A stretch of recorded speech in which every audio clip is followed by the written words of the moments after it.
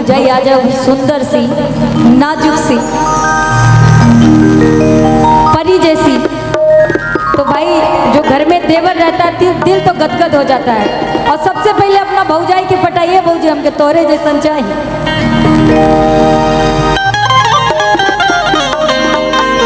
तो मेघा जी के देवर जी का होता रहा,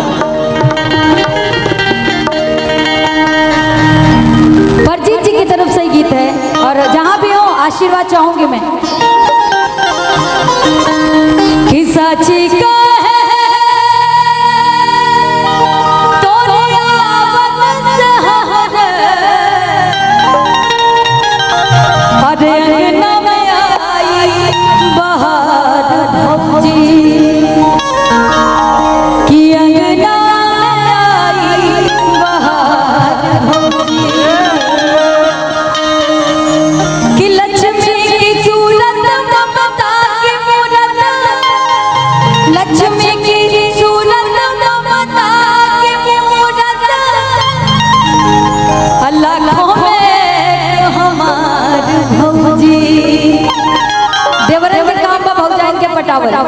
ताकि कुल काम आसानी से हो जाए। आई के साची का है तो दया बन से हमारे, साची का है तो दया बन से हमारे, अंगना में आई बहार भौजी, अंगना में आई बहार भौजी, लक्ष्मी की सूरत ममता की मूरत, लक्ष्मी की सूरत ममता की मूरत, लाखों में हमार भौजी, लाखों में हमार भौजी।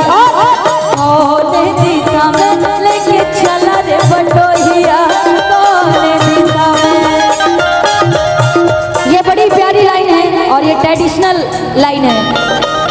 ये परमीत जी, ये मेघा जी आपसे कह रही हैं। कौन दिशा में लेके चला रे बटोहिया, कौन दिशा में लेके चला रे बटोहिया, ये सुहानी सी जगह जरा देखन दे, देखन दे। कौन दिशा में लेके चला रे बटोहिया, कौन दिशा में।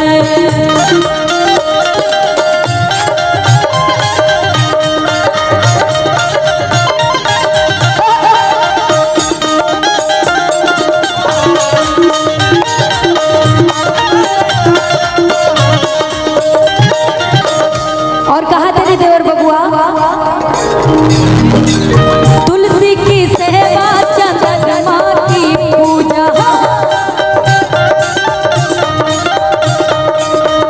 कजरी जैसा आंगनवा में पूजा।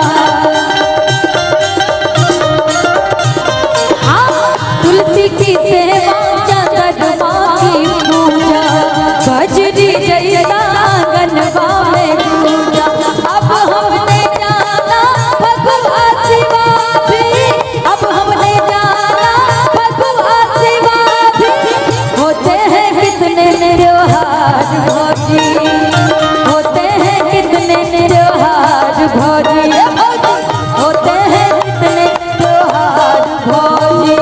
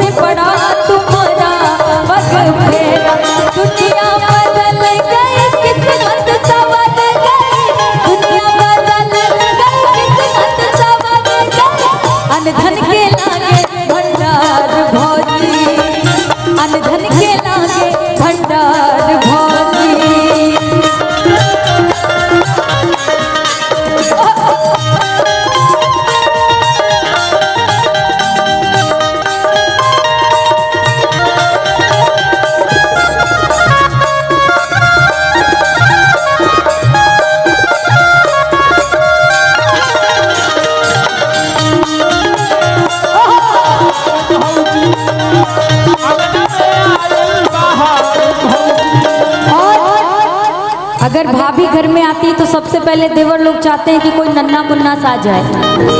सही बात है ना? कहते हैं क्या, बचपन से हम का कहीं कहीं के हारे, कोई हमें भी तो काका पुकारे। बचपन से हम कहीं कहीं के हारे, कोई हमें भी तो काका पुकारे। कई दे भतीजा फुलवा सरीखा, कई दे भतीजा फुलवा सरीखा, मानेंगे हम उपकार भौजी, मानेंगे हम उपकार भौजी। साची कहे तोरे आवन से हमरे, साची कहे तोरे आवन से हमरे, आंगन में आई बहार भौजी, आंगन में आई बहार भौजी, आंगन में आई बहार भौजी, आंगन में आई बहार भौजी, आंगन